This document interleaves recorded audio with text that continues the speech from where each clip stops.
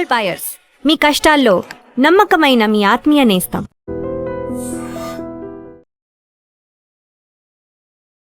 నమస్తే, నేను Kavitha. Welcome to I dream news and నిజాలు. వెస్ట్ బెంగాల్లో బీజేపీ ప్రభుత్వం ఏర్పడిన తర్వాత అక్కడున్నటువంటి పరిస్థితులు, దాని వెంటే పరిణామాలు అతి వేగంగా మారిపోతున్నాయి. గత ప్రభుత్వం చేసినటువంటి అవినీతి ఆరోపణలు, అక్రమాల మీద ఇప్పుడున్నటువంటి బీజేపీ ప్రభుత్వం ఎంక్వైరీ కమిటీని వేసింది. At the same time Mamata Banerjee మాత్రం మా మీద దాడులు జరుగుతున్నాయి అనే మాటతో నిరసనలు, ధర్నాలు, రాస్తారోకోలకు పిలుపునిస్తున్నారు. అండ్ అక్కడ అభివృద్ధి కూడా అంతే వేగంగా విస్తరించబోతోంది. హైదరాబాద్ లాగా వెస్ట్ బెంగాల్ కూడా మారబోతోంది. కోల్కతాలో కూడా అంతే వేగమైనటువంటి అభివృద్ధి రాబోతోంది అనేటువంటి నివేదికలు కూడా ఉన్నాయి. ఈ ఎంటైర్ ఎపిసోడ్స్ గురించి మాట్లాడుకుందాం. మనతో పాటుగా ఉన్నారు సీనియర్ జర్నలిస్ట్ సురేష్ కొచ్చతిల్ గారు. సార్ నమస్తే. సో మనం ఫస్ట్ దాడుల గురించి, అవినీతి ఆరోపణల గురించి మాట్లాడుకుంటే, మా మీద దాడులు జరుగుతున్నాయి, నా మేనల్లుడిని హత్యాయత్నం జరిగింది, ఆయన చనిపోయేవాడు హెల్మెట్ పెట్టుకోకపోతే, ఆయన అక్కడ నిరసనలు జరుగుతున్నాయి, ఉద్రిక్త పరిస్థితులు ఉన్నాయని అక్కడికి వెళ్తే ఆయన మీద దాడి చేశారు అంటూ June 2 అంటే రేపు మొత్తం రాష్ట్ర వ్యాప్తంగా ధర్నాలకు పిలుపునిచ్చింది మమతా బెనర్జీ. అసలు ఎందుకలా, ఏం జరుగుతోంది? మమతా బెనర్జీకి ఎప్పుడు అంటారు చూడండి, మెడిసిన్, ఆమెకు ఓన్ ట్రీట్మెంట్ ఇప్పుడు వస్తుంది అటువైపు నుంచి. లాస్ట్ ఎలక్షన్ తర్వాత 181 మంది చనిపోయారు వైలెన్స్. చాలామంది దాంట్లో బీజేపీ వారు. మనం మాట్లాడుకున్నాం కూడా దాని గురించి. నేను ఎప్పుడు చెప్తుంటే, బీజేపీ పార్టీ చేసిన తప్పు, వాళ్ళ వర్కర్స్ని వాళ్ళు సపోర్ట్ చేయలేదు ఆ టైంలో. ఎలక్షన్ ఓడిపోయిన తర్వాత ఈ తృణమూల్ కాంగ్రెస్ గుండాస్కి అందరు కలిసి బీజేపీ వర్కర్స్ మీద దాడి చేశారు. వర్కర్స్ అంటే సీనియర్ వాళ్ళు కాదు, వీళ్ళంతా floor level workers, grass root level workers. And Suvendu అధికారి పిఏ కూడా చనిపోయారు. అది ఇప్పుడు ఈసారి talking last time, last year election జరిగినప్పుడు 2021లో 131 మంది చనిపోయారు. ఈసారి 5 చనిపోయారు అంతే. దానికోసం మీరు చూసుంటారు, సెంట్రల్ ఫోర్సెస్ని ముందే తీసుకొచ్చారు ఎలక్షన్ కమిషన్. కాకుండా ఎలక్షన్ అయినాక 60 రోజుల దాకా వాళ్ళు ఉంటారన్నారు. ఇప్పుడు దాన్ని ఇంకా పొడిగించారంట. సో వైలెన్స్ అనేది జస్టిఫై చేసిన ఫస్ట్ మనిషి అభిషేక్ బెనర్జీ చెప్పారు. మమతా బెనర్జీ కూడా చెప్పారు, మా వెస్ట్ బెంగాల్లో వైలెన్స్ అనేది ఒక కల్చర్. అది కూడా ఎలక్షన్ వైలెన్స్ అంటే కల్చర్ ఉంటుంది. ఇది కమ్యూనిస్ట్ వాళ్ళ హయాం నుంచి ఉంది. దానికన్నా ముందు సిద్ధార్థ శంకర్ రే, డాక్టర్ బీసీ రాయ్ ఉన్నప్పుడు కూడా, కాంగ్రెస్ హయాంలో కూడా ఇది జరిగింది. వైలెన్స్ అనేది మన న్యాచురల్, ఇది కొత్తది కాదు, తరతరాలుగా వస్తోంది అనేది అంతే. కానీ దాన్ని పొలిటికల్ లెవెల్లో చేసింది తృణమూల్ వాళ్ళే. సరే, సిపిఎం వాళ్ళు కూడా ఉంది. అది మీరు ఈవెన్ కేరళలో చూస్తారు. కేరళలో కూడా దేశంలో అన్నిటికంటే ఎక్కువ ఆర్ఎస్ఎస్ స్వయం సేవకులు చనిపోయిన ప్లేస్ కేరళ. ఆల్మోస్ట్ 300 మంది దాకా ఇప్పుడు దాకా చనిపోయారు. లాస్ట్ ఒక 10 సంవత్సరాల్లో వీళ్ళు ఇద్దరు నడిమిట్లో ఒక సీజ్ ఫైర్ ఉంది. That is between CPM and RSS. వాళ్ళ సీనియర్స్ మాట్లాడుకున్నారు, మేము మీ మీద దాడి చేయం, మీరు మా మీద దాడి చేయకండి అని చెప్పి ఒక సీజ్ ఫైర్ తీసుకొచ్చేసారు కేరళలో. అది ఇప్పుడు కూడా హోల్డింగ్. అక్కడక్కడ 2-3 ఇన్సిడెంట్స్ జరిగింది, కానీ మేజర్గా లేదు. కానీ కలకట్టాలో అది కాదు. మనం అర్థం చేసుకోవాల్సిందంటే, ఈ వైలెన్స్ అనే కల్చర్ కరెక్ట్. సిద్ధార్థ్ శంకర్ రాయ్ టైంలో జరిగింది, దాని తర్వాత జ్యోతిబాసు గారి టైంలో జరిగింది, బుద్ధదేవ్ భట్టాచార్జీ సార్ టైంలో జరిగింది, అది మమతా బెనర్జీ వచ్చినప్పుడు. ప్రతి ఎలక్షన్ తర్వాత, ఎలక్షన్ ముందు, ఎలక్షన్ టైంలో కూడా వైలెన్స్ అనేది చాలా మట్టుకు అక్కడ ఉంటుంది. మనం అర్థం చేసుకోవాలి. కవిత గారు, మీరు అభిషేక్ బెనర్జీ ఇష్యూ పక్కన పెట్టండి. మీరు చాలా రీల్స్ చూసుంటారు లాస్ట్ 3-4 డేస్లో. ఈ కార్పొరేటర్స్ని కొడుతున్నారు అక్కడ. వెస్ట్ బెంగాల్లో కట్ మనీ తీసుకున్నారనేది కాన్సెప్ట్ కొత్తది కాదు, ఇది ఎప్పటి నుంచో ఉంది, కమ్యూనిస్ట్ వాళ్ళ హయాం నుంచి ఉంది.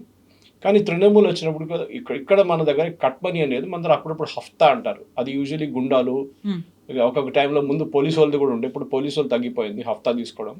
కానీ మన వైపు ఇప్పుడు కూడా, ఎస్పెషల్లీ ఓల్డ్ సిటీ వైపు చెప్తే, అక్కడ ఉన్న పుష్ కార్ట్ వెండర్స్ కానివ్వండి, రోడ్ సైడ్ వెండర్, వీళ్ళ దగ్గర డబ్బులు తీసుకుంటారు కొంచెం గూన్స్ వచ్చేసి. ఇటువైపు అంత లేదు. వెస్ట్ హైదరాబాద్ కానీ నార్త్ హైదరాబాద్లో ఇష్యూ లేదు ఎక్కువ. కానీ కలకట్టాలో ఉంది, కలకట్టాలో వెస్ట్ బెంగాల్లో ఉంది. మీరు ప్రతి దానికి, నా ఫ్రెండ్స్ ఉన్నారు అక్కడ, లాస్ట్ 5 సంవత్సరాల నుంచి ఒక అపార్ట్మెంట్ కట్టడానికి ట్రై చేస్తున్నారు. వీళ్ళు దాన్ని ఎవ్రీ స్టెప్ను అడ్డుకుంటారు. ఫర్ ఎగ్జాంపుల్, మీరు సిమెంట్ కొనాలంటే వీళ్ళకి సిండికేట్ ఉంటుంది. 5 షాప్ల ఏరియాలు ఉంటుంది. మీరు గరిహాట్ వెళ్ళినా కానీ, మీరు దందం వెళ్ళినా కానీ, టాలీగంజ్ వెళ్ళినా కానీ, ఆ ఏరియాలో 5-6 షాప్స్ ఉంటుంది, సిమెంట్ షాప్స్, డిఫరెంట్ బ్రాండ్స్. మీరు వెళ్ళి అక్కడ అడుగుతారు, సిమెంట్ బ్యాగ్ ఎంత అంటే ఎక్స్ అమౌంట్ అంటారు. కానీ మీరు ఎక్స్ అమౌంట్ కొనలేరు. మీరు దానికి ఇంకొక 10-20% ఎక్కువ ఇచ్చి తృణమూల్ వాళ్ళకి కట్టిస్తారు దాని నుంచి. మీరు వాళ్ళకి కమిషన్ ఇస్తున్నట్లు ఆ సిమెంట్ బ్యాగ్ కోసం ఇది మీరు ఇక్కడ హైదరాబాద్లో మీరు ఎక్కడ కావాలంటే వెళ్ళి కొనుక్కోవచ్చు. హైదరాబాద్ కాదు, ఎనీ సిటీ. ఇది ఒక కల్చర్ తీసుకొచ్చారు మమతా బెనర్జీ. దీని నుంచే వాళ్ళ పార్టీ డబ్బులు వాళ్ళ దగ్గర ఉన్న ఆస్తి చూడు. మొన్న ఒక టీఎంసీ కౌన్సిలర్ ఇంటి మీద దాడి చేశారు, ఫామ్లో దాడి చేస్తే పక్కనున్న దానికి తొవ్వి తీస్తే 2.5 కోట్లు దొరికింది. గ్రౌండ్ కింద దాచిపెట్టారంట ప్లాస్టిక్ ప్యాకెట్లు. ఆలోచించండి. ఈ పరిస్థితిలో వెస్ట్ బెంగాల్ ఉండి వాళ్ళు డినై చేయట్లేదు. చూడండి, they are not denying it. Cut money తీసుకోలేదు. సో అక్కడున్న ప్రజలు ఎస్పెషలీ మహిళలు చాలా సఫర్ అయ్యారు. సందేశ్ ఖాళీ ఒకటే కాదు, రేప్ అనేది వెస్ట్ బెంగాల్ ఒక కల్చర్గా మారిపోయింది. జస్టిఫై చేశారు మమతా బెనర్జీ. ఆర్జీ కార్ కేసు తర్వాత ఆమె ఏం చెప్పింది, 8 గంటల తర్వాత మహిళలు రోడ్డు మీదకి ఎందుకు వెళ్తున్నారు, అర్ధరాత్రి ఏం పని ఉంది, అర్ధరాత్రి ఇంకేం పని, 8 o'clock తర్వాత వెళ్ళకూడదంట. సో మొన్న ఒక పార్క్ స్ట్రీట్లోనే ఇక్కడ ఒక డెమాన్స్ట్రేషన్ చూశాను నేను. మహిళలు మేము 9 గంటలకు 10 గంటలకు 11 గంటలకు కూడా we'll go out in to the streets. And park street అంటే మన దగ్గర ఒక టోనీ ఏరియా, బంజారా హిల్స్ లాంటి, జూబ్లీ హిల్స్ లాంటి ఏరియా అన్నమాట. పబ్స్ ఉంటుంది, రెస్టారెంట్స్ ఉంటుంది, అన్నీ ఉంటుంది అక్కడ. ఇట్లాంటి ప్లేస్లో కూడా మీరు 8 గంటల తర్వాత వేయకూడదు అంటే ఎట్లా అండి? ఒక లైఫ్ స్టైల్ ఉండాలి కదా. ఇది ప్రాబ్లం. సో ఈ గుండాలు ఇప్పుడు దాకా వాళ్ళు కంప్లీట్గా రూల్ చేసినప్పుడు ఇప్పుడు వాళ్ళని కొట్టి వాళ్ళ బట్టలు ఇప్పేసి వాళ్ళని రోడ్డు మీద నడిపిస్తున్నారు. మీరు చూసుంటారు. Only in their underwear and banian మీద నడిపిస్తున్నారు. అండ్ దీస్ ఆర్ అబ్సల్యూట్ పెద్ద పెద్ద గుండాస్ ఉండే వీళ్ళు. వీళ్ళని ముట్టడానికి పోలీసు వాళ్ళు భయపడుతుంటే. ఇంకొకటి దాంట్లో దొరికిన ఒక ఆయన, పేరు మర్చిపోయాను, కార్పొరేటర్గా ఉన్నాడు, పోలీసు మీద కాల్పులు జరిపిన ఆయన, స్టిల్ పోలీసు వాళ్ళని అరెస్ట్ చేయలేదు. అంత పవర్ఫుల్ ఈకో సిస్టమ్. ఒకసారి అనిపిస్తుంది బుద్ధదేవ్ భట్టాచారి ఆయన రెజీమ్, జ్యోతిబాసు పక్కన పెట్టవచ్చు మనం, ఆయన regime was far better West బెంగాల్లో. ఇప్పుడు లాస్ట్ ఒక 60 సంవత్సరాలు తీసుకుంటే ఆయన Buddhadeb Bhattacharya was the best. ఆయన పాపం చాలా మటుకు వెస్ట్ బెంగాల్లో కమ్యూనిస్ట్ వాళ్ళు చేసిన దాన్ని రివర్స్ చేయడానికి ట్రై చేశారు. టాటా లాంటి కంపెనీస్ తీసుకొచ్చారు ఆయన. కానీ మమతా బెనర్జీ వాళ్ళని రానియలేదు సింగూర్లో. ఇప్పుడు జరుగుతున్నది ఈ ప్రజల కోపం. అంటే ఎస్పెషలీ మహిళలు మీరు చూసుంటారు, చెప్పులు తీసుకొని కొడుతున్నారు, ఓకే, గుడ్లు కొడుతున్నారు. వాళ్ళకి వచ్చిన కోపం అది. మీరు అనుకుంటారు ఓన్లీ అభిషేక్ బెనర్జీని కొట్టారు, కాదు, right down to the grass root level కొడుతున్నారు. దాంతో ఏమైందంటే ఇప్పుడు తృణమూల్ నుంచి ఆల్మోస్ట్ 300 మంది రాజీనామా చేశారు councillors. Diamond Harbour which is Abhishek Banerjee's Lok Sabha కాన్స్టిట్యున్సీలో కౌన్సిల్ డిజాల్వ్ చేసేసారు. అందరూ మాయమైపోయారు.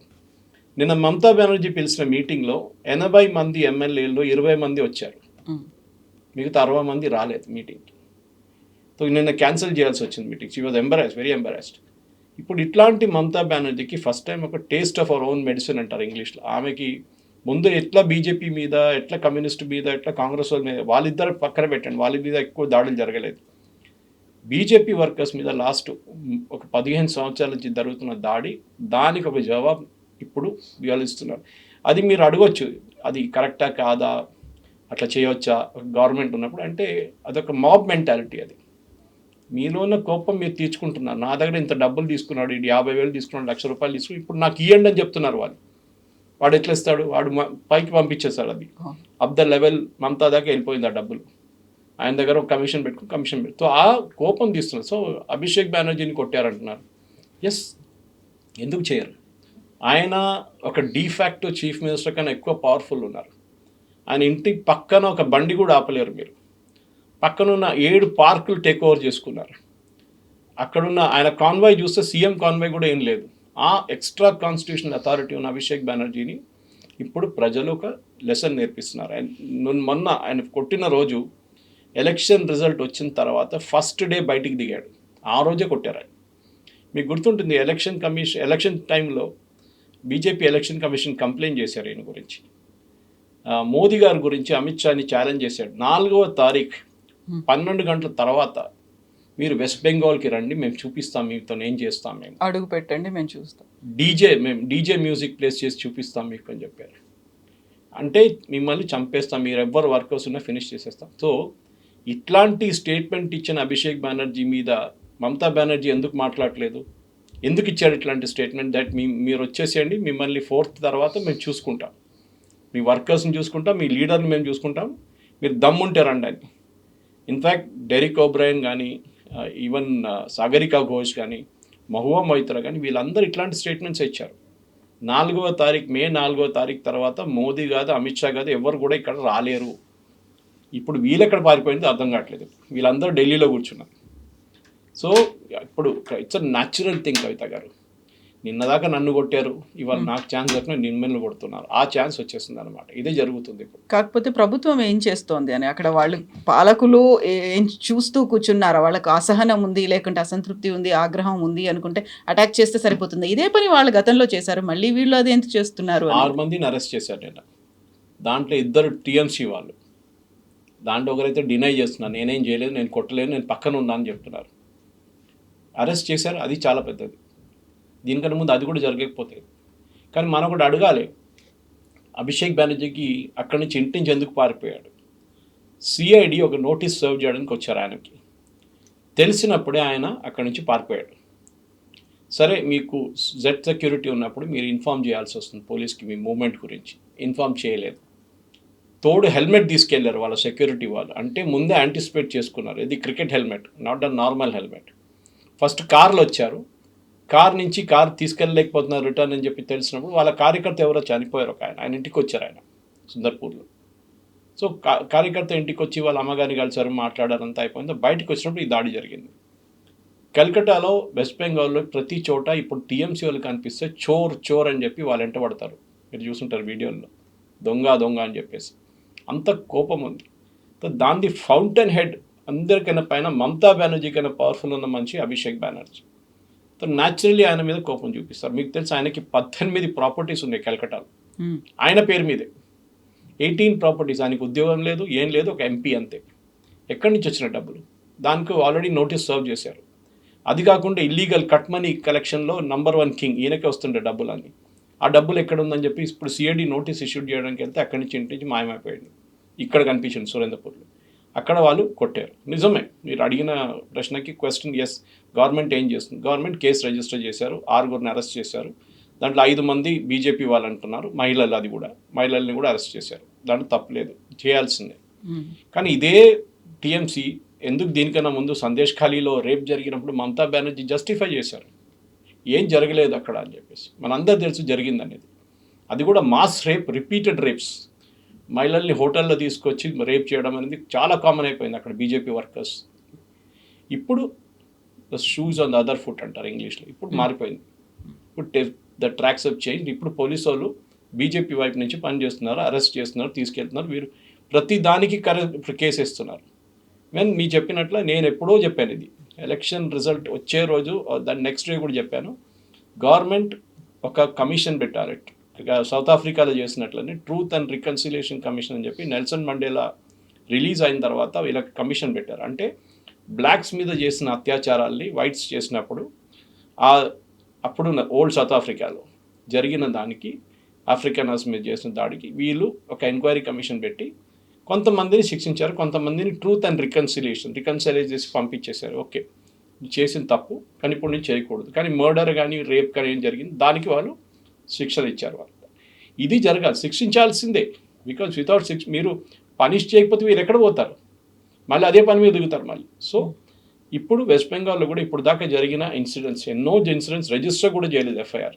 దాన్ని అంతా ఇప్పుడు బయటికి తీసుకురావాల్సి వస్తుంది. ప్రజలు వచ్చి కమిషన్ ముందు చెప్పొచ్చు, నాతో ఇది జరిగింది, నా ఇల్లు గుంజుకున్నారు, ఇవాళ చూడండి, ఒక టైమ్స్ ఆఫ్ ఇండియా ఒక ఆర్టికల్ ఉంది, బెహలా అని చెప్పి ఒక ప్లేస్ ఉంది వెస్ట్ బెంగాల్ కలకట్టా. అక్కడ ఫుట్బాల్ గ్రౌండ్ గుంజుకున్నారు వీళ్ళు, టీఎంసీ గుండాలు. 6 సంవత్సరాల ముందు తీసుకుని వాళ్ళు అక్కడ బిల్డింగ్లు కట్టడానికి ట్రై చేశారు. కానీ కోర్టుకు వెళ్ళి వీళ్ళు స్టే ఆర్డర్ అంతా తీసుకున్నారు. ఇప్పుడు అక్కడున్న లోకల్స్ వీళ్ళు వెళ్ళంగానే ఆ గ్రౌండ్ టేక్ ఓవర్ చేసుకున్నారు. కమ్యూనిస్ట్ పార్టీ వాళ్ళు చాలా పెద్ద ఒక బోస్ట్ఫుల్ క్లెయిమ్ చేశారు మొన్న, మేము మా 550 పార్టీ ఆఫీసర్ మేము తిరిగి తీసుకున్నామని చెప్పేసి. So I think it was Anand Ranganathan somebody ఎవరో అడిగారు, మీరు దానికి బీజేపీకి ధన్యవాదాలు చెప్పాలి. వాళ్ళు వచ్చిన తర్వాత కదా మీరు ఇన్ని 15 సంవత్సరాలు మీరు మీ పార్టీ ఆఫీస్లకు కాలు పెట్టలేకపోయారు, మొత్తం టీఎంసీ వాళ్ళు టేక్ ఓవర్ చేసుకున్నారు. ఇప్పుడు బీజేపీ వాళ్ళు రాకపోతే మీకు ఆఫీస్ వస్తుందా అని అడిగారు. సో అక్కడే మేజర్ పాయింట్ ఉంది. ఎందుకంటే కమ్యూనిస్ట్ వాళ్ళు కానీ కాంగ్రెస్ వాళ్ళు కానీ ఒక టైంలో స్టేట్ పరిపాలించారు వాళ్ళు. ఇప్పుడు వాళ్ళు కంప్లీట్లీ రెలిగేట్ అయిపోయారు సైడ్ లైన్స్కి. ఒక సీటో 2 సీట్లు వస్తుంది అంతే వాళ్ళకి. కానీ మమతా బెనర్జీకి ఇప్పుడు తెలిసిపోయింది గేమ్ ఈజ్ అప్. దానికోసం ఈ దాడి జరగంగానే ఫస్ట్ అక్కడ అపోలో హాస్పిటల్కి వెళ్ళింది ఆమె కలకట్టా. వాళ్ళు అన్నారు ఈయనకి ఏం కాలేదు, షర్టు చింపారు, గుడ్లు కొట్టారు, కొంచెం స్నానం చేసుకుంటే అంతా క్లియర్ అయిపోతుంది, ఇంకా మేజర్ బాడీ ఇంజరీస్ ఏం లేదని చెప్తే కాదు అడ్మిట్ చేయాల్సిందని ఆర్గ్యూ చేశారు. వాళ్ళు చెప్పారు మేము చేయము, ఇది మెడికో లీగల్ కేసు కాదు, వీకెండ్ పోలీసు వాళ్ళు రిజిస్టర్ కూడా చేయలేదు, మీరు తీసుకెళ్ళిపోవచ్చు. తీసుకెళ్ళి ఇంకొక హాస్పిటల్ తీసుకెళ్ళి అక్కడ వెళ్ళి మళ్ళీ గొడవ చేసింది ఆమె. అక్కడి నుంచి రాహుల్ గాంధీ ఫోన్ చేశాడు, మీరు ఢిల్లీకి తీసుకురండి అంటే ఢిల్లీకి నేను తీసుకురాను, అక్కడ బీజేపీ గవర్నమెంట్ ఉంది. సరే లాస్ట్లో హైదరాబాద్ తీసుకురండి, నేను కావాలంటే ఫ్లైట్ పంపిస్తాను. ఆలోచించండి, రాహుల్ గాంధీ గారు ప్రైవేట్ ఫ్లైట్ ఆర్గనైజ్ చేస్తున్నారు అభిషేక్ బెనర్జీని హైదరాబాద్ తీసుకురావడానికి. ఎందుకు హైదరాబాద్? దీనికైనా ముందు మనం చూసాం, అస్సాం ముఖ్యమంత్రి వైఫ్ వ్యతిరేకంగా అలిగేషన్ చేసిన మనిషి పవన్ ఖేరాని హైదరాబాద్ తీసుకొచ్చారు వీళ్ళు పార్టీ వాళ్ళు ఆ టైంలో. ఇక్కడ వచ్చి బెయిల్ అప్లై చేశాడు. అంటే Hyderabad has become a kind of island now, వీళ్ళకి ఇల్లీగల్ యాక్టివిటీస్ చేయడానికి. ఇది మనం అనుమతించకూడదు.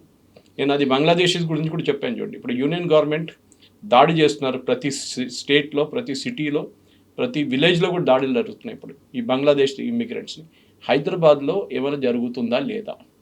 ఇక్కడున్న గవర్నమెంట్, ఇక్కడున్న పోలీస్కి ఆదేశాలు ఇష్యూ చేశారా that you have to go search for the Bangladeshis?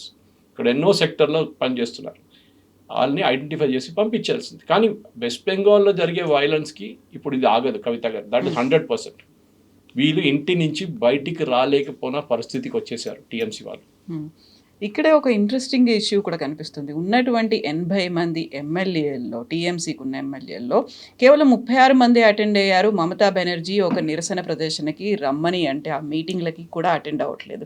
మిగతా వాళ్ళంతా అక్కడ బీజేపీలోకి వెళ్ళడానికి ఇంట్రెస్ట్ చూపిస్తున్నారు అనుకుంటే బీజేపీ ఈజ్ సేయింగ్ నో, మీరు కేసులను తప్పించుకోవడానికి మా దగ్గరికే వస్తున్నారని. బట్ అక్కడ ఇంట్రెస్టింగ్ ఫ్యాక్ట్, టీఎంసీ దగ్గర ఉండడానికి ఎందుకు ఇంట్రెస్ట్ చూపించట్లేదు అనేది ఒకటి. మీరు చెప్పినట్టుగా అక్కడ ఉన్నటువంటి వామపక్షాలు, లెఫ్ట్ పార్టీస్ మళ్ళీ రెజ్యూనేట్ అవుతున్నాయా అనేది ఒకటి. కరెక్ట్. ఒకటి నంబర్ 36 డిస్ప్యూటెడ్ ఉంది. యాక్చువల్లీ ఇవాళ వచ్చిన న్యూస్ పేపర్స్లో కల్కట్టా బేస్డ్ ఎడిషన్స్లో 20 అని చెప్తున్నారు.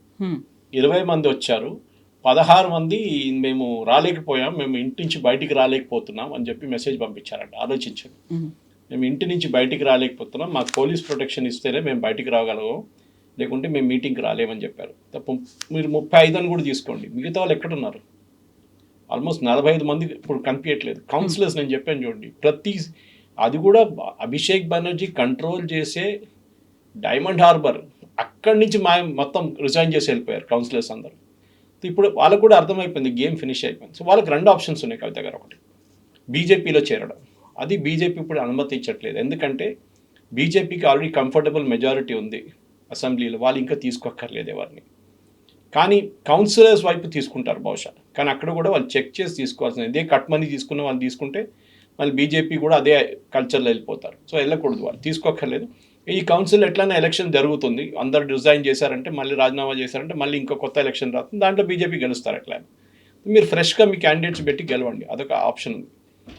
ఇప్పుడు మీరు అడిగిన ప్రశ్న కమ్యూనిస్ట్ వాళ్ళు, ఇప్పుడు కమ్యూనిస్ట్ వాళ్ళు వాళ్ళ రివైవల్ చూస్తున్నారు వెస్ట్ బెంగాల్లో.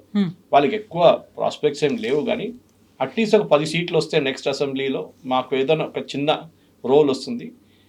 చాలామంది ముస్లిం క్యాండిడేట్స్ మమతా బెనర్జీ పార్టీలో టీఎంసీలో ఉన్న వాళ్ళు బీజేపీకి వెళ్ళరు.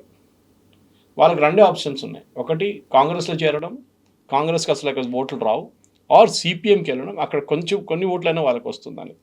మీరు చూసుంటారు మన జరిగిన ఫల్తా అసెంబ్లీ ఎలక్షన్లో ఆపేసిన ఎలక్షన్ మళ్ళీ చేశారు ఎలక్షన్ కమిషన్, దాంట్లో సెకండ్ పొజిషన్ సిపిఎం వచ్చారు. అఫ్కోర్స్ చాలా గ్యాప్ ఉండే, 118,000 20,000 ఓట్లతో కలిశారు బీజేపీ, కానీ అట్లీస్ట్ సెకండ్ పొజిషన్కి వచ్చారు. ఆ ఓట్లు ఎక్కడి నుంచి వచ్చినాయి? లాస్ట్ టైం అన్ని ఓట్లు కూడా వాళ్ళకి రాలేదు. దీనికన్నా ముందు జరిగిన 2021 ఎలక్షన్. ఆబ్వియస్లీ ఆ ఓట్లన్నీ ఇటువైపు నుంచి సిపిఎంకి వచ్చిందంతా టీఎంసీ ఓట్లు వచ్చాయి. ఎందుకంటే జహంగీర్ ఖాన్ పోటీ చేయలేదు అక్కడి నుంచి. ఆయన అఫ్కోర్స్ పోటీ చేశారు, కానీ నేను యాక్టివ్గా క్యాన్వాస్ చేయను అని చెప్పి ఒకరోజు ముందు బ్యాక్అవుట్ చేసుకున్నారు. సో ఆ ఓట్లని అక్కడి నుంచి ఇక్కడ ట్రాన్స్ఫర్ అయిందన్నమాట. మొత్తం కాలేదు, మొత్తం అయితే ఆయన గెలిచిపోతుండే ఎలక్షన్. సో ఆబ్వియస్లీ ఒక ఆల్టర్నేటివ్గా సిపిఎంకి మళ్ళీ ఒక ఛాన్స్ అక్కడ దొరుకుతుంది. ఎందుకంటే ఇప్పుడు జరగబోయే ఒక పొలిటికల్ రీఅలైన్మెంట్లో కాంగ్రెస్ అండ్ మమతా బెనర్జీ ఇద్దరు ఒక అలయన్స్కి వచ్చేస్తారు. అది ఆల్రెడీ డిసైడ్ అయిపోయింది. రాహుల్ గాంధీ ఎప్పుడు ఫోన్ చేశారు నిన్న, అభిషేక్ బెనర్జీని హైదరాబాద్ తీసుకురండి ట్రీట్మెంట్కి అని చెప్పినప్పుడు అప్పుడే ఇది మారిపోయింది, సిచ్యువేషన్ మారిపోయింది. అండ్ న్యాచురల్లీ ఇప్పుడు టీఎంసీ అండ్ కాంగ్రెస్ అలయన్స్లో ఉంటారు వెస్ట్ బెంగాల్లో. కాంగ్రెస్ ఎక్కువ ఓట్లు తీసుకురాలేరు, 1-2% వాళ్ళ దగ్గర ఓట్ పర్సంటేజ్ ఉంది, అంతే, చాలా తక్కువ. కానీ సిపిఎంకి ఎస్ ఇదొక రివైవల్గా చూసుకోవచ్చు, కానీ వాళ్ళ ఓల్డ్ సిస్టమ్కి ఎప్పుడు రారు వాళ్ళు. బీజేపీ దగ్గర ఉండుతుంది, అది ఉండిపోతుంది వెస్ట్ బెంగాల్, దాంట్లో డౌట్ లేదు. నెక్స్ట్ ఎలక్షన్ కూడా 100%. కానీ ఒక రియలైన్మెంట్తో జరుగుతుంది వెస్ట్ బెంగాల్లో. కానీ నాకు దానికన్నా చాలా మటుకు ఇంపార్టెంట్, నిన్నటి కాదు, ఒక 3 రోజుల నుంచి వెస్ట్ బెంగాల్లో చాలా మటుకు ఇండస్ట్రియలైజేషన్ గురించి మాట్లాడుతున్నారు. ఒక మార్పు తీసుకురావాలి, డబుల్ ఇంజిన్ సర్కార్ వచ్చింది కదా, మీరేం చేస్తున్నారు అనేది ప్రజలు అడుగుతున్నారు ఇప్పుడు ఆల్రెడీ. దాంట్లో 2-3 ఇమ్మీడియట్ కన్సర్న్స్ వాళ్ళు అడ్రస్ చేశారు. ఒకటి, 2 మెట్రో జంక్షన్స్ని వర్క్ ఆపెట్టారు మమతా బెనర్జీ చాలా సంవత్సరాల నుంచి, అది మొన్న ఫినిష్ చేసేసారు. 2 వీకెండ్ క్లోజింగ్ చేసేసి రోడ్లు బంద్ చేసేసి దే ఫినిష్ ద వర్క్. కానీ వెస్ట్ బెంగాల్ ఒక టైంలో ఈస్ట్ ఇండియా కంపెనీ రాజధాని, కమర్షియల్ క్యాపిటల్ ఆఫ్ ఇండియా అనే వెస్ట్ బెంగాల్ని మళ్ళీ ఆ పరిస్థితికి తీసుకురావాలంటే బీజేపీ చాలా కష్టపడాల్సి వస్తుంది. కానీ ఆఫ్కోర్స్ వాళ్ళకి అడ్వాంటేజ్ ఉంది, గవర్నమెంట్, సెంట్రల్ గవర్నమెంట్ వాళ్ళదే. అది కాకుండా వాళ్ళకి స్టేట్ గవర్నమెంట్ వైపు నుంచి కూడా వర్క్ సపోర్ట్ చేస్తే డెఫినెట్గా పని చేయొచ్చు. అది డెఫినెట్గా జరుగుతుంది కూడా ఇప్పుడు అన్నమాట. సో ఇప్పుడు కోల్కతా హైదరాబాద్ లాగా మారబోతోందా? సెకండ్ హైదరాబాద్ అనేటువంటి ఒక నిర్వచనాలు ఇవన్నీ ఎందుకు ఇస్తున్నారు? ఎందుకంటే ఇవాళ పొద్దున కూడా 2 ఇంటర్వ్యూలు చూశాను నేను, అక్కడ డిబేట్స్ నడుస్తుంది మన ఎకనామిక్ ఛానల్స్లో. దాంట్లో ఒక మోథా అని ఒకటి ఉన్నారు, he's a big real estate man. Mamata Banerjee టైంలో ఆయన మీద రైడ్ కూడా జరిగింది, ఈడీ వాళ్ళ రైడ్ కూడా జరిగింది. సో ఆయన ఏమంటున్నారంటే కల్కట్టాని మళ్ళీ పాతక సిస్టమ్ తీసుకురావాలంటే హైదరాబాద్ ఎట్లా ఉన్నారో ఒక 10 సంవత్సరాల ముందు, 10-15 సంవత్సరాల ముందు హైదరాబాద్ పరిస్థితి ఎట్లా ఉంటే అదే పరిస్థితిలో వెస్ట్ బెంగాల్ ఇప్పుడు ఉన్నారు. ముందుకు తీసుకెళ్ళాలంటే హైదరాబాద్ మోడల్ ఫాలో చేయాల్సింది, not Bengaluru or Noida or MMR region, Mumbai metropolitan region కాకుండా, గుర్గావ్ కాకుండా. ఎందుకంటే Gurgaon and Noida become unaffordable. Even Hyderabad కూడా అదే స్టేట్కి వచ్చేస్తున్నారు. మీరు 200 కోట్లకు ఒక ఏకర్ కొంటే ఇట్ బి అన్అఫోర్డబుల్, మిడిల్ క్లాస్కి ఎప్పుడు రాలేరు. హైదరాబాద్ అన్నిటికంటే పెద్ద ఒక ట్యాగ్ లైన్ ఏముండంటే మిడిల్ క్లాస్. బెంగళూరుది ఏముండే రిటైర్డ్ పీపుల్ హ్యావ్ ఎన్, అది పోయింది, ఇక్కడ కూడా పోతుంది. ఇక్కడ 1 కోటి రూపాయలు 2 కోట్ల కంటే తక్కువ ఏం దొరకట్లేదు. సో మిడిల్ క్లాస్కి, లోవర్ మిడిల్ క్లాస్కి అసలు ఏం కొనలేరు వాళ్ళు, they will become rental city అన్నమాట. సో కల్కట్టాది ఒక పరిస్థితి ఏంటంటే అక్కడ ఐరానికలీ ఇండియాస్ ఫస్ట్ మెట్రో కల్కట్టాలో ఉంది, కానీ కల్కట్టా ముందుకెళ్ళలేదు అక్కడి నుంచి. మెట్రో ట్రైన్ ఫస్ట్ వచ్చిన తర్వాత మనం ఢిల్లీ చూస్తున్నాం, బెంగళూరు చూస్తున్నాం, చెన్నై చూస్తున్నాం, హైదరాబాద్ చూస్తున్నాం. వీళ్ళందరూ ఎక్స్పాండ్ చేసుకుంటూ వెళ్ళిపోయారు, కల్కట్టా అక్కడే ఉండిపోయింది. ఎందుకంటే మమతా బెనర్జీ కానీ దానికన్నా ముందు బుద్ధదేవ్ భట్టాచార్య, దానికన్నా ముందు జ్యోతి బసు, వీళ్ళకి అసలు ఇంట్రెస్ట్ లేకుండా, డెవలప్మెంట్ అనేది లేదు. ఫస్ట్ మేజర్ డిసడ్వాంటేజ్ ఏముండే అంటే వెస్ట్ బెంగాల్లో, అది వీళ్ళు పాజిటివ్గా కూడా తీసుకోవచ్చు కవిత, వీళ్ళు ల్యాండ్ అగ్రిగేట్ చేశారు, పంచిపెట్టారు ఫార్మర్స్కి. అదే అందరు అడుగుతారు, నక్సల్ బారీ అనే ఒక విలేజ్ ఉన్నది వెస్ట్ బెంగాల్లో, అక్కడి నుంచి మొదలైంది ఈ మూమెంట్, చారు సాన్యాల్ వీళ్ళందరూ. అది నక్సలిజం వెస్ట్ బెంగాల్లో ఎందుకు లేదు, అది తెలంగాణకి ఎందుకు వెళ్ళింది అంటే ఉమ్మడి ఆంధ్రప్రదేశ్లో, తెలంగాణలో, ఛత్తీస్గఢ్లో, మహారాష్ట్రలో, జార్ఖండ్, బీహార్లో, ఇక్కడికి ఎందుకు వెళ్ళింది, why not Calcutta, why not Kerala అని అడిగారు. ఈ 2 స్టేట్స్లో ల్యాండ్ రిఫార్మ్స్ తీసుకొచ్చారు. అంటే అక్కడున్న రైతులకి 1/2 ఏకర్ 1 ఏకర్ ల్యాండ్ పంచిపెట్టారు, డివైడ్ చేశారు ల్యాండ్ సీలింగ్ యాక్ట్కి వెళ్ళి. ఐడియా మంచిదే, concept wise it is great. కానీ ఒక 1/2 ఏకర్లో పండించి ప్రాఫిటబుల్ చేయడానికి ఏ రైతుకు కాదు, మినిమం ఒక 5 ఏకర్లు ఉండాలి, అప్పుడే దానికి ఒక ప్రాఫిటబిలిటీ వస్తుంది. కానీ 5 ఏకర్లు మీరు ఉంచుకోలేరు, because then you become a bourgeois. Okay, మీరు జమీందార్ అయిపోతున్నారు అప్పుడు. సో ఇదే 5 ఏకర్లు 1/2 ఏకర్ 1 ఏకర్గా ఉంచుకున్నారు, అది అక్కడ పెద్ద డిసడ్వాంటేజ్ అయిపోయింది. అక్కడున్న రైతులు ఏం చేశారంటే ఇది లీజ్కి ఇచ్చేశారు, ఇది పెద్ద రైతులకి. వాళ్ళు ఇక్కడ 1/2 ఏకర్, అక్కడ 1 ఏకర్, అక్కడ 2 ఏకర్స్ కలుపుకొని ఒక 100 ఏకర్లలో వాళ్ళు పంట పండించుకున్నారు. కానీ వాళ్ళు they are not the owners of the land. So వాళ్ళు ఎప్పుడు పెట్టుబడి పెట్టలేదు దాంట్లో. మీరు పంజాబ్ కానీ హర్యానా మోడల్ చూస్తే, ఈవెన్ చాలా మటుకు ఆంధ్ర మోడల్ చూస్తే మెకనైజేషన్ తీసుకొచ్చారు, ట్రాక్టర్ వాడడం యూజ్ చేశారు, టిల్లర్లు వాడడం యూజ్ చేశారు, హార్వెస్టర్స్ వాడడం యూజ్ చేశారు. ఎందుకంటే వాళ్ళ ల్యాండ్ వాళ్ళది, సో వాళ్ళు దాని మీద పెట్టుబడి పెట్టడానికి రెడీగా ఉన్నారు. వేరస్ మీరు లీజ్లో తీసుకున్నప్పుడు మీకు ఇంట్రెస్ట్ ఉండదు. మన దగ్గర తెలంగాణలో కూడా ఈ ప్రాబ్లం ఉంది, లీజ్డ్ ఫార్మింగ్ చాలా మటుకు అదే ప్రాబ్లం ఉంది. ఈవెన్ ఏదైనా ఇన్సూరెన్స్ ఇస్తే కూడా ఆ ఒరిజినల్ ల్యాండ్ ఓనర్కి ఈయనకు రాదు, రైతుకు రాదు అన్నమాట. ఎనీవే అది సపరేట్ స్టోరీ. బట్ బెంగాల్ ఇది జరిగింది. బెంగాల్లో డెవలప్మెంట్ కూడా అదే ప్రాబ్లం వచ్చింది, ఒక యాంటీ ఇండస్ట్రీ యాటిట్యూడ్. అది మీకు ఈవెన్ కేరళలో కనిపిస్తుంది. ఇండస్ట్రీ రాకూడదు, ఇండస్ట్రీని రానియకూడదు, యూనియన్లు మొత్తం అక్కడ తందానాలు ఆడుకున్నారు వాళ్ళు వెస్ట్ బెంగాల్లో. ఆ పరిస్థితుల్లో అక్కడ ఉన్న ఇండస్ట్రీస్ అందరూ పారిపోయారు. ఒక టైంలో డన్లప్ కానీ, ఐటీసీ కానీ, టాటా కానీ, బిర్లాస్ కానీ, హిందూజాస్, వీళ్ళందరూ ఉన్న పెద్ద ఏం చెప్తారు, ఒక ఇండస్ట్రియల్ క్యాపిటల్ ఉండే వెస్ట్ బెంగాల్. బట్ 1960s నుంచే వెస్ట్ బెంగాల్ డౌన్ఫాల్ స్టార్ట్ అయింది. అంటే కమ్యూనిస్ట్ వాళ్ళు 77లో వచ్చారు. దానికన్నా ముందు ఉన్న కాంగ్రెస్ హయాం నుంచి ఇదంతా స్టార్ట్ అయింది, యూనియన్. దాంట్లో ఒక్కటి మమతా బెనర్జీని మెచ్చుకోవాలి. లాస్ట్ 15 సంవత్సరాల్లో అక్కడ బంద్లు కానీ, యూనియన్లు కానీ ఆమె బంద్ చేసి పడేసింది. బట్ ఇండస్ట్రియలైజేషన్ ఆమె చేయలేదు. ఇదొక్కటే చేస్తే కాదు కదా. ఇప్పుడు మీరు సాల్ట్ లేక్ తీసుకోవచ్చు, మోడల్ టౌన్ తీసుకోవచ్చు. చాలా మటుకు ఏరియాస్లో ఐటీ పార్క్స్ హైదరాబాద్ కన్నా ముందు వచ్చింది, కానీ డెవలప్ కాలేదు. ఎందుకంటే మీరు ల్యాండ్ పార్సల్స్ కావాలి. నేను చెప్పాను చూడండి, 200 ఏకర్లు 100 ఏకర్లు కావాలి కంపెనీ, కొంతమందికి 50 ఏకర్లు కావాలి. మన దగ్గర అమెజాన్ చూడండి ఎంత పెద్ద ఫెసిలిటీ సెటప్ చేసుకున్నారు. మైక్రోసాఫ్ట్కి ల్యాండ్ ఇచ్చారు, ఇన్ఫోసిస్కి ఇనిషియల్ స్టేజ్లో చంద్రబాబు నాయుడు ఫ్రీ ఇచ్చారు అందరికి ల్యాండ్. ఒకసారి వాళ్ళు వచ్చినప్పుడు, మిగతా వాళ్ళు వచ్చినప్పుడు ల్యాండ్ రేట్ పెంచేశారు. అప్పుడు ఆక్షనింగ్ మొదలుపెట్టారు. వాళ్ళు తీసుకున్నారు, ల్యాండ్ ఆక్షన్ చేసిన ల్యాండ్ వాళ్ళు తీసుకున్నారు ఆ టైం. ఇది ఇప్పుడు జరగాల్సింది. కల్కటాలో అన్నిటికంటే పెద్ద ప్రాబ్లం ఏంటంటే హౌసింగ్. లాస్ట్ ఇయర్ కల్కటాలో అమ్మింది 15 లక్షల ఇల్లులు అంతే, 15 lakh హౌసెస్. అదే టైంలో మీరు ముంబై మెట్రోపాలిటన్ రీజన్ చూస్తే 1,20,000 ఇల్లు అమ్మారు. Hyderabad was around 50-55. సో మీరు అది ఒక ఇండికేషన్ అన్నమాట. ఎందుకు ఇల్లు ఎవరు కొంటారు? అక్కడున్న ప్రజలు కొంటారు, లేకుంటే బయట నుంచి వచ్చిన వాళ్ళు కొంటారు. మన హైదరాబాద్లో లార్జ్ నెంబర్ ఆఫ్ ఇల్లు ఇప్పుడు కూడా కొంటున్నారు బయట నుంచి వచ్చిన వాళ్ళు. ఎందుకంటే వాళ్ళు బాంబేలో, ఢిల్లీలో అఫోర్డ్ చేయలేకపోతున్నారు. అక్కడ మీరు 2 కోట్లు 3 కోట్లు పెడితే కూడా చిన్న ఒక అపార్ట్మెంట్ వస్తుంది. ఇక్కడ they can take a big apartment. So వాళ్ళు ఇక్కడ వచ్చి సెటిల్ అయిపోతుంది. ఇనిషియల్ బెంగళూరుది కూడా ఇదే ఉండే, కానీ దాని తర్వాత బెంగళూరు అవుట్ ఆఫ్ రేంజ్ వెళ్ళిపోయింది, అఫోర్డబిలిటీ లేకుండా. సో కల్కటాలో ఇప్పుడు అందరూ ఏమంటున్నారంటే, ఒకటి ఇండస్ట్రియలైజేషన్ రావాల్సింది. అంటే వెస్ట్ బెంగాల్, కల్కటా అని చెప్పలేదు. అన్నిటికంటే పెద్ద అడ్వాంటేజ్ ఏంటంటే కల్కటాలో ల్యాండ్ ఉంది అవుట్ సైడ్ కల్కటా, కానీ దాన్ని ఎక్స్ప్లాయిట్ చేయలేకపోతున్నారు. ఈ ల్యాండ్ సీలింగ్ యాక్ట్ ఫస్ట్ తీసేయాలి వస్తుంది.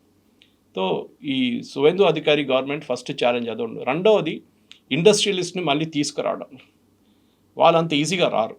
ఒకసారి మా దాంట్లో మలయాళంలో అంటారు, వేడి నీళ్ళు పడిన పిల్లి చల్లనీళ్ళు చూస్తే భయపడుతుందంట.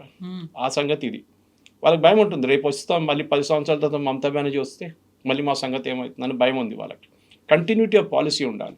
అది మన దగ్గర తెలంగాణలో మెచ్చుకోవాలి. అది ముందు చంద్రబాబు నాయుడు గారు ఉన్నారు, దాని తర్వాత రాజశేఖర రెడ్డి గారు వచ్చారు, దాని తర్వాత కేసీఆర్ గారు వచ్చారు, ఇప్పుడు రేవంత్ రెడ్డి గారు వచ్చారు. అన్నిట్లో అఫ్కోర్స్ రోసయ్య గారు, కిరణ్ కుమార్ రెడ్డి గారు షార్ట్ బెంచెస్ ఉండే, కానీ ఎవ్వరు పాలసీ మార్చలేదు. ఓకే, అక్కడక్కడ ఫార్మా సిటీని ఫ్యూచర్ సిటీ చేశారు అదంతా, కానీ అవుటర్ రింగ్ రోడ్ లాంటి ప్రాజెక్ట్స్ కానీ, ఈ ఐటీ సెక్టర్ డెవలప్మెంట్ ఎవ్వరు ఆపలేదు. It was a continuous policy. A government అయినా, ఏ ఇండస్ట్రియలైజ్ అయినా, ఏ కంపెనీ వాళ్ళైనా పెట్టుబడి పెడుతున్నప్పుడు అదే చూస్తున్నారు. ఈ హైదరాబాద్ చూడండి, ఇవాళ కూడా 2 జీసీసీలు సెటప్ అయినాయి. గ్లోబల్ కేపబిలిటీ సెంటర్స్ అనేది చాలా ఇంపార్టెంట్. వాళ్ళు ఎప్పుడు వస్తారు? వాళ్ళకి ఒక కాన్ఫిడెన్స్ ఉంది. ఒకటి, క్లీన్ ల్యాండ్ టైటిల్స్, భూమి కావాలి వాళ్ళకి. స్టేట్ గవర్నమెంట్ సైడ్ నుంచి సపోర్ట్ కావాలి. ఏంటి? ఇన్ఫ్రాస్ట్రక్చర్. అంటే మా ఆఫీస్ పక్క నుంచి రోడ్ ఉండాలి, ఒక మెట్రో ఎక్స్టెన్షన్ ఉండాలి, ఏదైనా అట్లాంటి ట్రాన్స్పోర్టేషన్ ఉంటే వాళ్ళు వస్తారు. కల్కటాలో ఇది లేదు, అది చేయాల్సింది. కానీ ఒక ఛాన్స్ ఏంటంటే, ఒకటి, ఈ కొత్త గవర్నమెంట్కి రాగానే వాళ్ళు అఫ్కోర్స్ సెంట్రల్ గవర్నమెంట్ దగ్గర నుంచి సహాయం తీసుకొని ఫస్ట్ ప్రాజెక్ట్ ఇప్పుడు అమూల్ది ప్రాజెక్ట్ సెటప్ చేస్తున్నారు.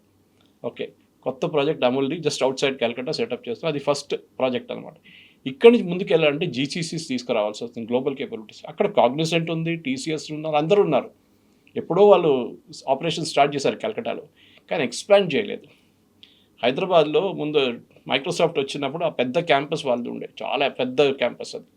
ఇప్పుడు దాని పక్కన ఒక బిల్డింగ్లో ఫినిక్స్ వాళ్ళది, దాంట్లో వాళ్ళు 2 ఫ్లోర్లు తీసుకున్నారు, 1,00,000 స్క్వేర్ ఫీట్.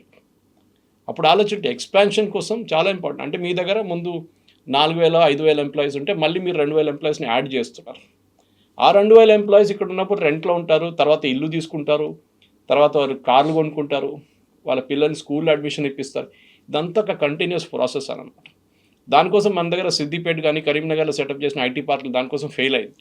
ఎందుకంటే అక్కడికి ఎవరు వెళ్ళరు. అట్లీస్ట్ సోషల్ స్ట్రక్చర్ చూసేటవాళ్ళు, వాళ్ళ క్లోజ్ ఫ్యామిలీ ఫ్రెండ్స్ కానివ్వండి, సినిమా థియేటర్కి వెళ్ళడం కానీ, పెద్ద మాల్స్కి వెళ్ళడం కానీ, ఇదంతా ఉంటుంది, ఈటింగ్ అవుట్ ఉంటుంది.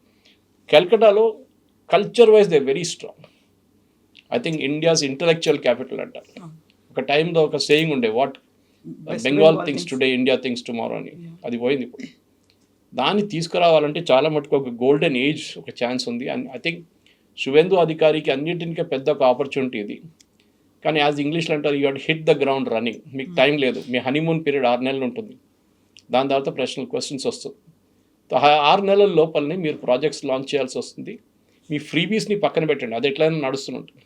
కానీ ఇండస్ట్రియలైజేషన్, ఎందుకంటే Calcutta like Kerala old age హోమ్లా మారిపోయింది.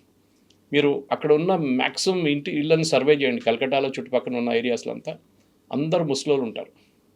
Husband and wife old people. పిల్లలు వెళ్ళిపోయారు బయటికి, మిగతా సిటీస్కి వెళ్ళిపోయారు, అబ్రాడ్కి వెళ్ళిపోయారు. వాళ్ళు అక్కడ లేరు.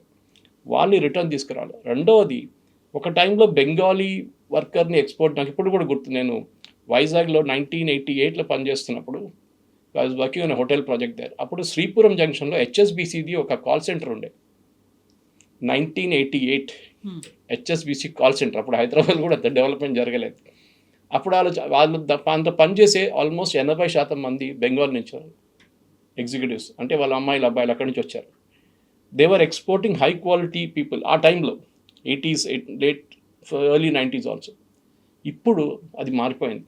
ఇప్పుడు బెంగాల్ ఎక్స్పోర్ట్ చేస్తుంది లో క్వాలిటీ వర్కర్స్, అంటే మేస్త్రీలు, కార్పెంటర్లు. లో క్వాలిటీ అంటే వాళ్ళ ప్రొఫెషన్ నేను చెప్పట్లేదు, కానీ ఇన్కమ్ వైజ్ చాలా తక్కువ వాళ్ళకి. ఇది ప్రాబ్లం వచ్చిందన్నమాట. అది కూడా మార్చాల్సి వస్తుంది. ఎందుకంటే బెంగాల్లో పని లేదని చెప్పి వీళ్ళు బయటికి వెళ్తున్నారు. కేరళలో చూడండి, కన్స్ట్రక్షన్ సెక్టర్ అంతా వాళ్ళే డామినేట్ చేస్తారు, రెస్టారెంట్ వాళ్ళే డామినేట్ చేస్తారు, పెట్రోల్ బంక్లో వాళ్ళే ఉంటారు బెంగాలీ వాళ్ళు. అది మార్చాలి మీరు. బెంగాల్లోనే వాళ్ళకి ఉద్యోగం ఇస్తే వాళ్ళు బయటికి వెళ్ళరు. డబ్బులు తక్కువ ఉంటే కూడా సేవ్ చేసుకోవచ్చు కదా. ఇంకోటి, ఐటీ ప్రొఫెషనల్స్ కూడా బెంగాల్లో ఉన్న వేజెస్ చాలా తక్కువ. నేషనల్ యావరేజ్ కన్నా ఆల్మోస్ట్ 40% తక్కువ ఉంది, 30 నుంచి 40%. దాన్ని కూడా అదే లెవెల్కి తీసుకురావాల్సి వస్తుంది. ఒక హైదరాబాద్లో ₹1,00,000 వస్తుందంటే కల్కటాలో వాళ్ళకి 50,000 వస్తుంది, 60,000 వస్తుంది. అది పెంచుకుంటేనే వీళ్ళకు ఇల్లు తీసుకోవచ్చు, వీళ్ళు మిగతా మీద ఇన్వెస్ట్మెంట్ చేసుకోవచ్చు.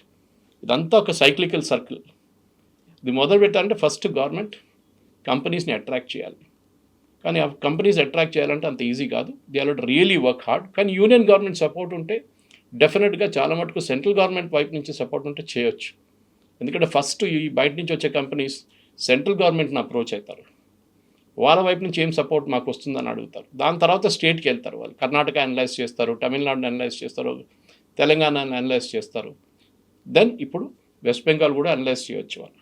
దెన్ కనెక్టివిటీ వైజ్ అక్కడికి ఫ్లైట్స్ ఎక్కువ ఉండాలి. ఓకే, ఇప్పుడు హైదరాబాద్ నుంచి మనకు 2-3 ఫ్లైట్స్ ఉన్నాయి, అది ఎక్కువ చేయాల్సి వస్తుంది. అంటే చాలా సిటీస్ నుంచి దూరం, ఒక డిస్టెన్స్ ఒకటి ఉంది కల్కటా, దట్స్ అ డిసడ్వాంటేజ్. కానీ అడ్వాంటేజెస్ చాలా ఉన్నాయి. ఫర్టైల్ ల్యాండ్ చుట్టుపక్కల వెస్ట్ బెంగాల్లో ఉన్న చాలా మటుకు బ్రహ్మపుత్ర కానీ మీరు మేజర్ రివర్ సిస్టమ్స్ చూసినా కానీ అంతా అక్కడి నుంచే ఉంటుంది. So that is a big advantage. ఎందుకంటే మీకు బ్రహ్మపుత్ర డైరెక్ట్లీ రాకపోతే కూడా సబ్సిడరీస్ ఉన్నాయి అక్కడి నుంచి. ఇటువైపు నుంచి గంగా వస్తుంది. So you have subsidiaries there also. దీన్ని వాడుకొని ఒకటి అర్బన్, సెకండ్ రూరల్ పెట్టుకుంటే I think Calcutta and West Bengal పాత బ్రిటిష్ ఎరాకి వెళ్ళిపోతుంది, which was like India's capital. Hope so. Thank you so much. Thank you very much.